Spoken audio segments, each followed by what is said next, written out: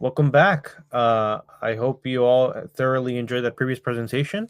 Uh, Maestro very clearly lined us up for this presentation as well. Dr. Jess Mendoza, she put me in touch with Maestro to begin with, and she's been a huge advocate and supporter of the Swarm community. I really deeply enjoy talking to her, and I'm very grateful that she's here. She's the kind of role model that we need in the Latino community. And yeah, Dr. Jess, I'd love to leave the floor for you to present on human-centered AI literacy. Thank you, Joaquin, and thank you to you and your team for organizing this event. It's been really incredible to be participating, but also to view all the other speakers that are out there. So today I wanted to talk about, here at the Responsible A Summit, I wanted to talk about human-centered AI literacy and what that means. And I'll be talking it from a very broad perspective, a very high-level perspective, because I think there's still a lot of people who, when they hear these terms, it's not really clear what they mean and how to make sense of it. How do we apply it in real life? And I think with everything moving fast, we need to pause and assess, do we understand how to use these tools before we start building things for other people to use? And so, a little bit about myself. I am very introverted. So, this is definitely something that I wouldn't typically be talking about unless I have a small group of friends that wants to hear about it. I'm a first generation graduate, and that's really important to say out loud because there's a lot of people, specifically in the Latino community, who, we're always told, hey, ponte las pilas, go to school, go graduate and do stuff. But then we don't have that mentorship of the next steps. What happens next? How do we go about getting a job? Do we need to pursue a specific degree to get a specific role, or should we go to a boot camp and all those things? So I think it's really important to have those discussions in our community. And I'm very passionate about empowering others who want to find their best professional selves. I want them to embrace the unknown with a curious mindset. If you don't know something, your first mindset, your first narrative should not be, oh, I don't know what that is. That sounds scary or that sounds too complicated. I want to shift that mindset to, that sounds interesting. I don't know about it yet. Let me find out. And so I hope that is what you walk away with after this presentation. You can connect with me on LinkedIn if you'd like. Happy to connect with you all.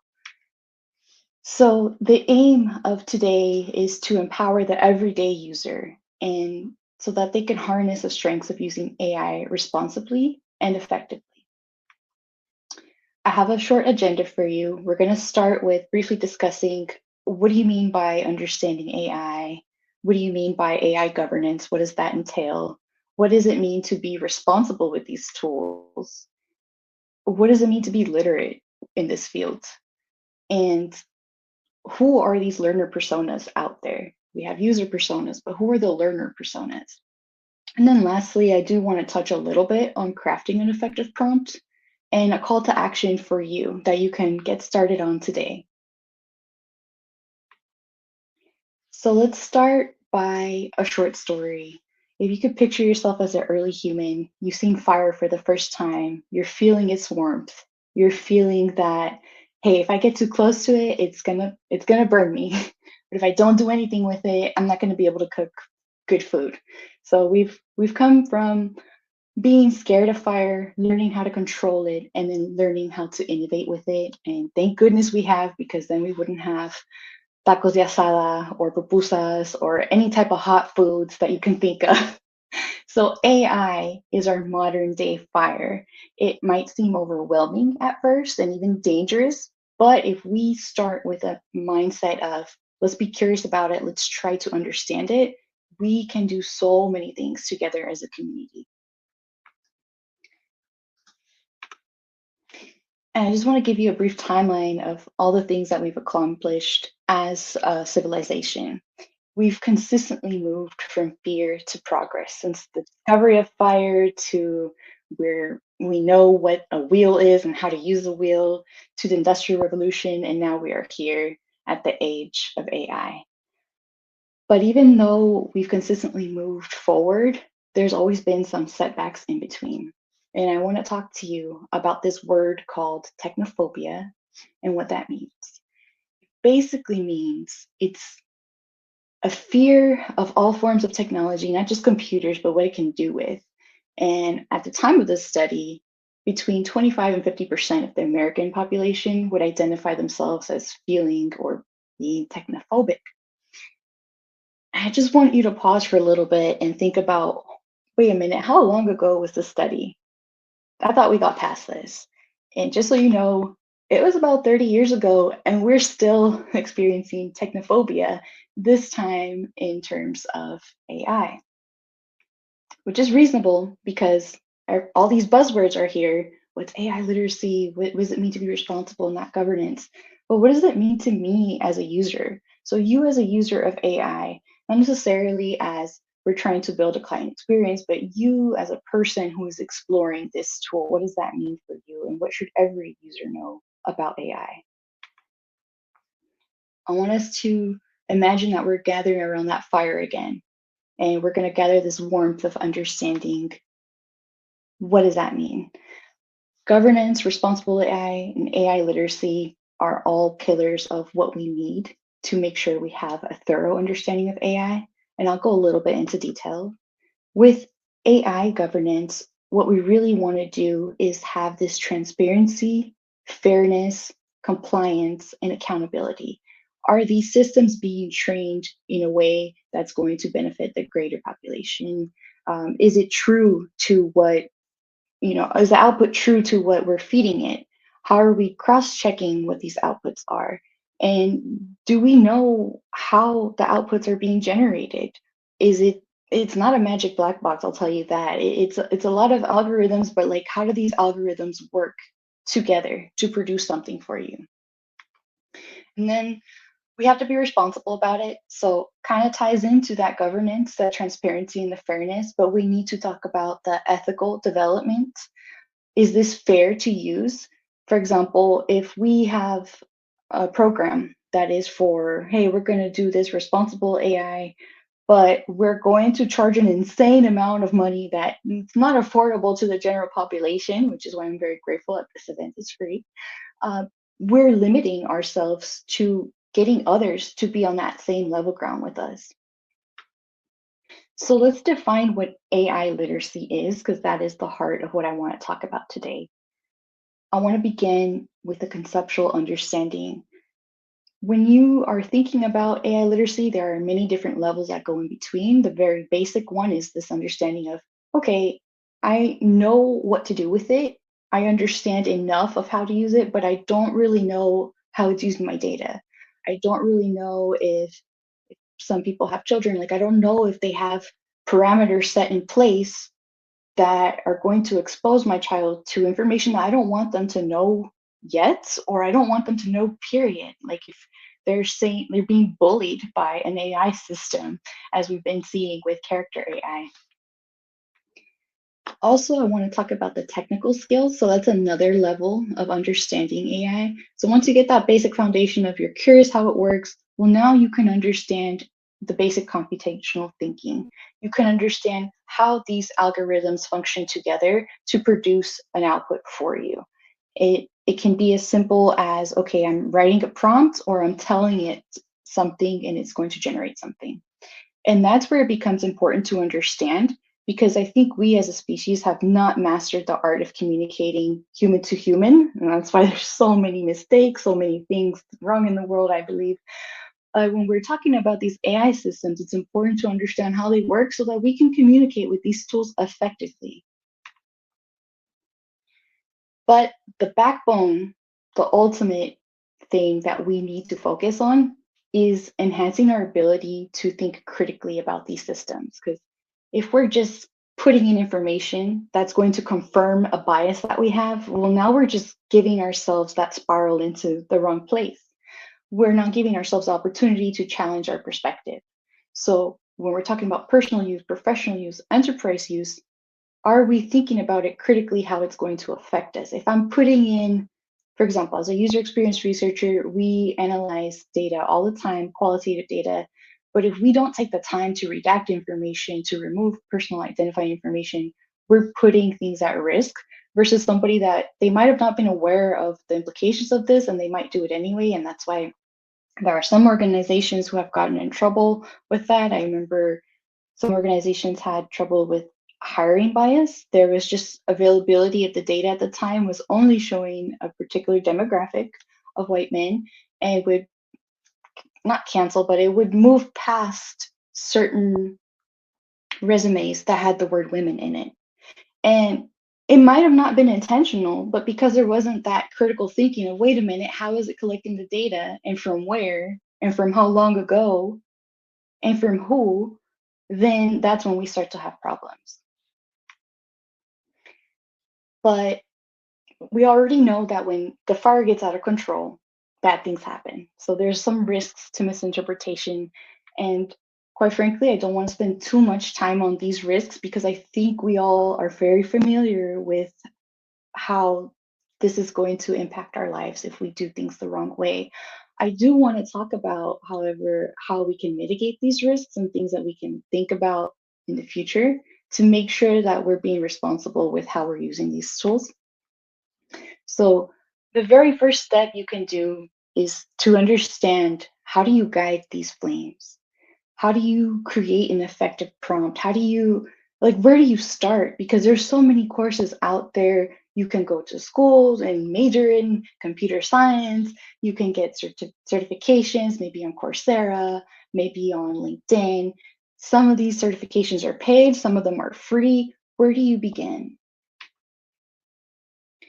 So we got to back up a little bit because it's all going to depend on who's sitting around the fire.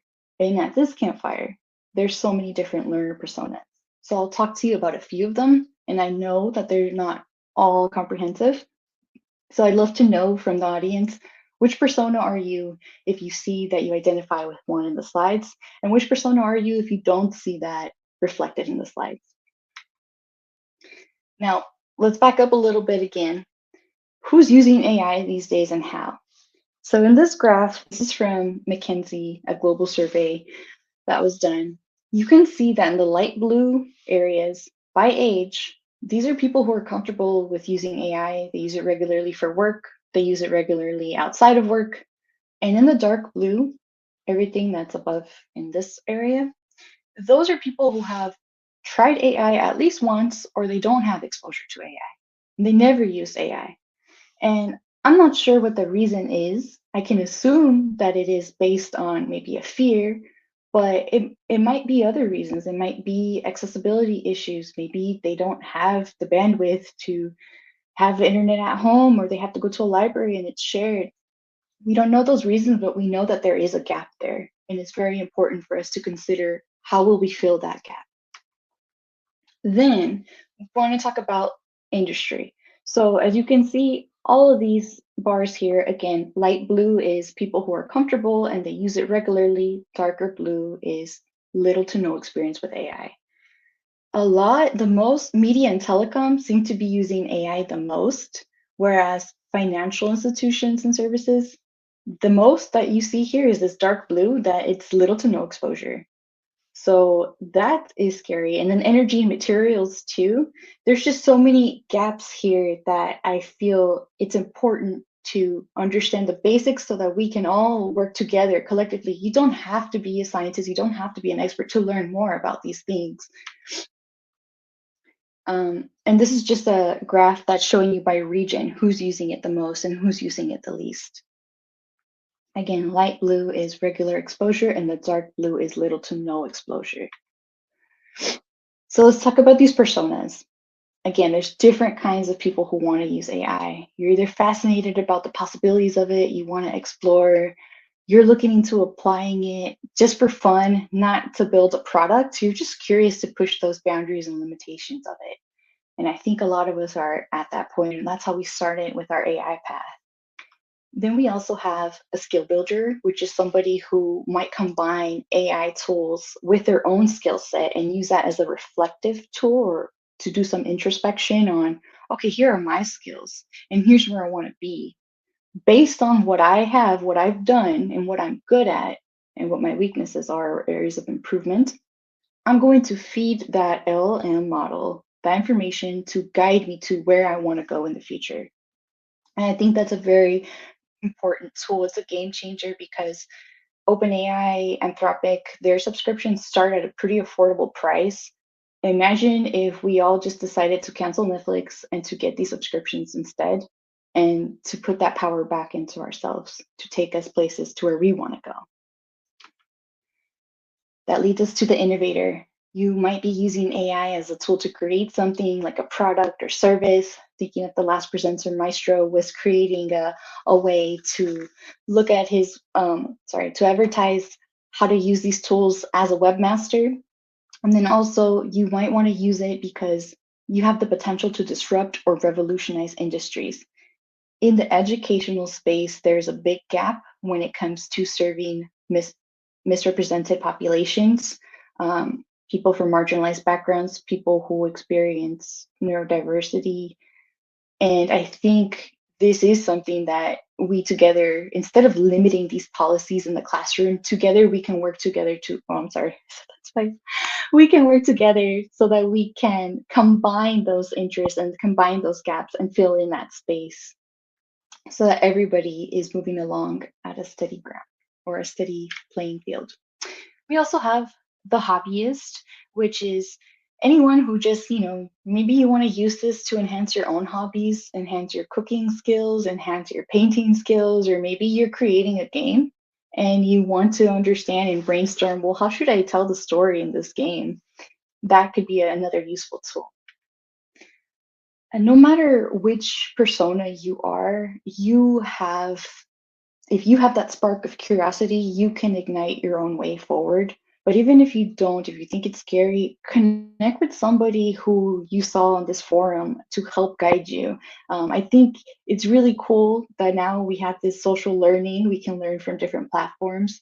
You can learn passively by following certain people and certain pages. So maybe you're waiting in line and you're following Joaquin, you're following Yadi, you're following Jan, and you see the information they post on this and you're micro learning now. So now you're becoming more familiar with that content. So the moral of the story here is you have this flame, you have this fire to go forward to light the way in many different spaces. You need to know your intention, you need to be specific, clear, and assess and understand the outcome. Always think critically about that outcome, because if you just take it for what it is, you'll find yourself just stumbling on like, oh, actually that the LLM thought I meant X, Y, and Z, but actually it produced ABC, something. So steps for creating an effective prompt. Again, you want to start with context, be specific, provide constraints. What do you not want the LLM to produce for you? And then iterate for clarity. Don't just stop at prompt one. And let me show you a little bit. So I did this short thing of creating this prompt as if this was the last thing that we would see about AI. And here's what ChatGPT had to say. The same things that we've been talking about, setting context, expectations, some parameters, and responsibility. But I want to take this a step further and I want to challenge you as the viewers.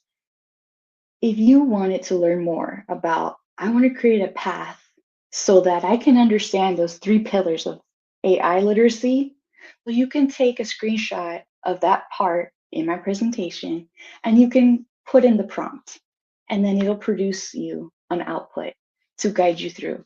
You can say, hey, I want to learn the next 3 months, or I want to learn the next 3 weeks, whatever your timeline is, whatever works for you.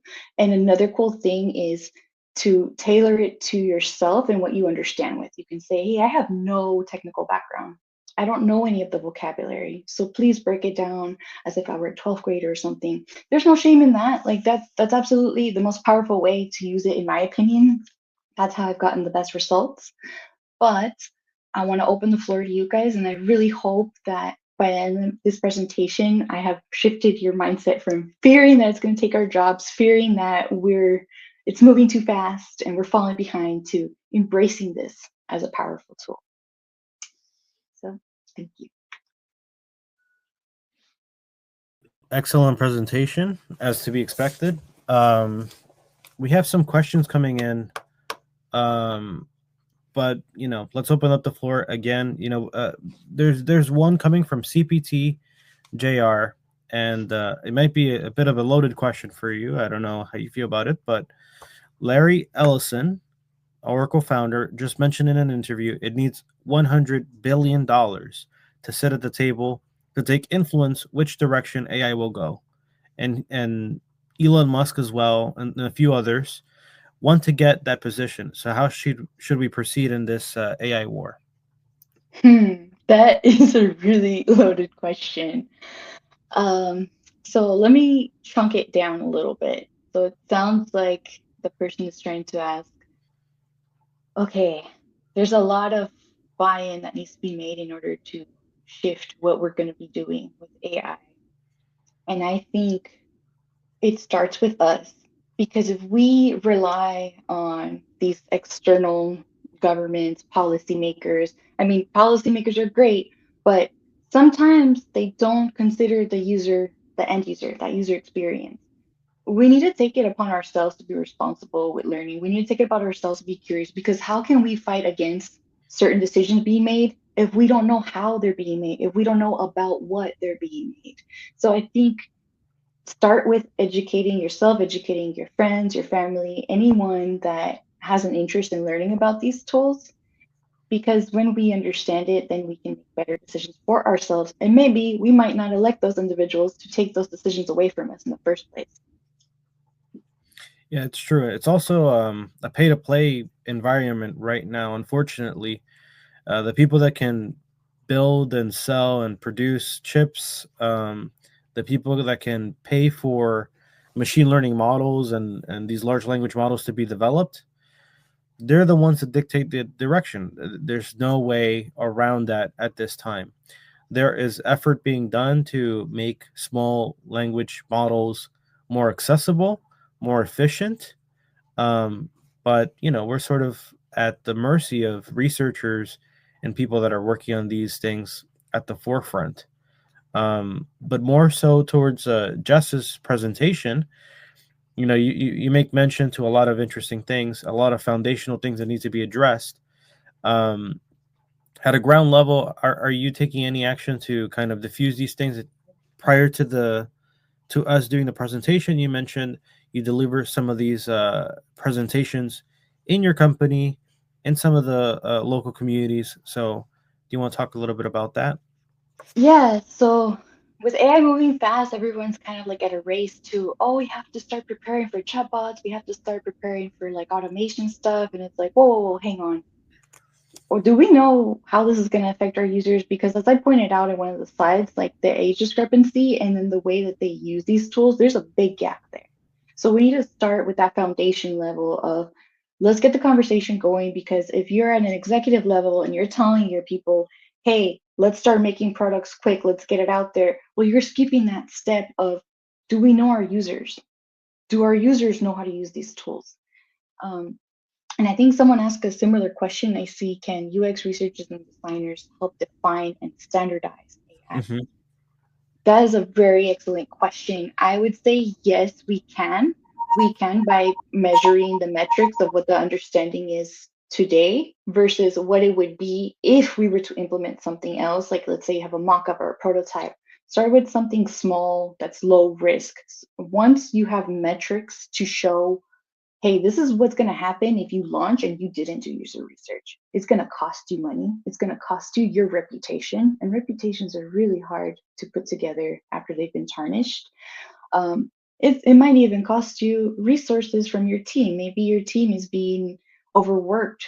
So you need to consider all things and not just get the product to launch. Hope that answered the question. I think you're on the money, and if I just want to piggyback on that a little bit, there is inherently a technical nature to artificial intelligence because it is employed in a technology. So even if people lack technical expertise, if you acquire that technical expertise, then you can borrow these metaphors or these examples. Machine learning model works like a supermarket or whatever. That way, you can help advocate and educate your peers on how to make different decisions and even understand what solutions are on the table. Yeah, and just to piggyback off of your piggyback, Joaquin, when we're talking about these analogies to make it more accessible so everyone can understand it, like if you think about your data as ingredients, okay? You have these ingredients and then you have this tool that's going to help you put these ingredients together. Well, what if you put in the wrong ingredients? What if you put in cumin to make your cappuccino instead of cinnamon? That's not going to be good. So it's like know what your data is going to look like. Have these discussions amongst the organization at different levels. It cannot just be build, build, build. It has to be pause. We need to understand what problem we're trying to solve with our users. What problem might we get ourselves into if we skip that research step? It's so surprising to me that there's so many researchers and designers in the job market, and sometimes they're being laid off because I think that is a cornerstone of the whole product itself, the whole AI itself. It's about the user experience. It's about that human experience. It's not about, well, to some people it is about making money, but it is about also understanding, again, what's the problem we're trying to solve? Who are we trying to solve it for? And what's going to happen if we don't solve that problem? Maestro is asking, what are examples of learner personas and how are they much different than buyer personas? That's a good question.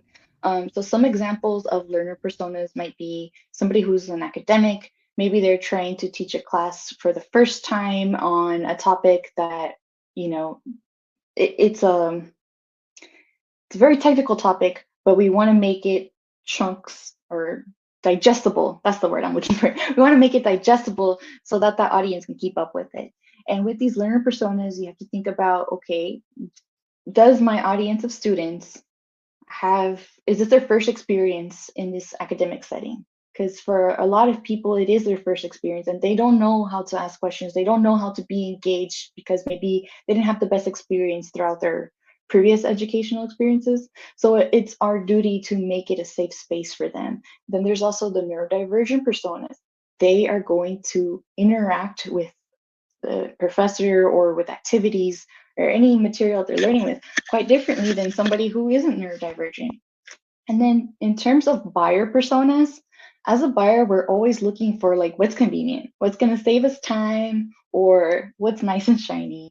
So as a buyer, me as a consumer of AI, when I made the decision to, okay, I'm going to purchase a subscription to an LLM, I decided ChatGPT because that was the one at the beginning that was all the noise. Now there's Anthropic, now there's Runway, Midjourney. Depending on what you want to do with the product, that's how you're going to decide and define, okay, that's where I'm going to make my investment in. But buyers are always looking for what's the easiest thing, what's going to save me time, or what's going to be the next shiny object that I can play around with. Excellent, excellent. And I know you said you were a little bit introverted in the beginning. I, for one, think you're a liar. I think you're. Oh I think no. you're having a really good time. Charlie Johnson is saying, "What is your long term vision when it comes to AI and its role in society? What would you like to see ultimately in the relationship between humans and AI?" I love that question.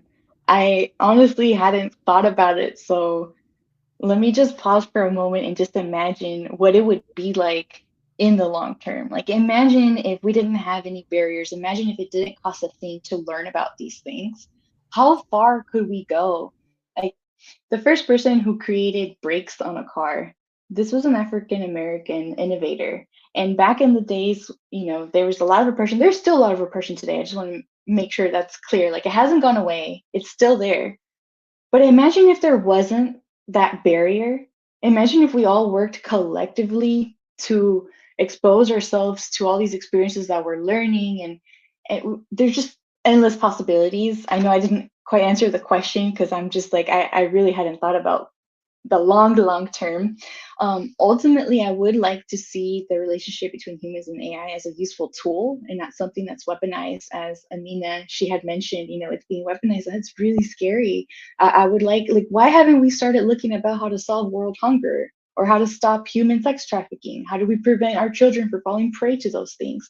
That's where I would like to see it. Like, can we ourselves give ourselves that power so we can start innovating for us? Because nobody's going to do it.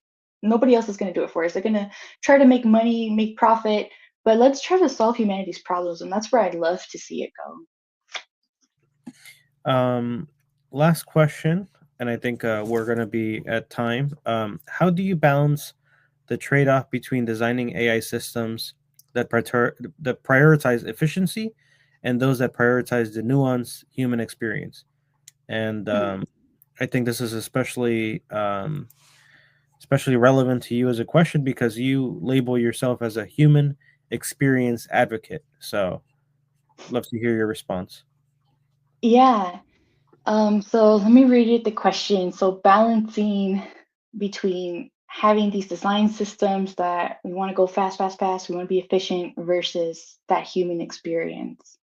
And that's a tough question because technology is not going to slow down.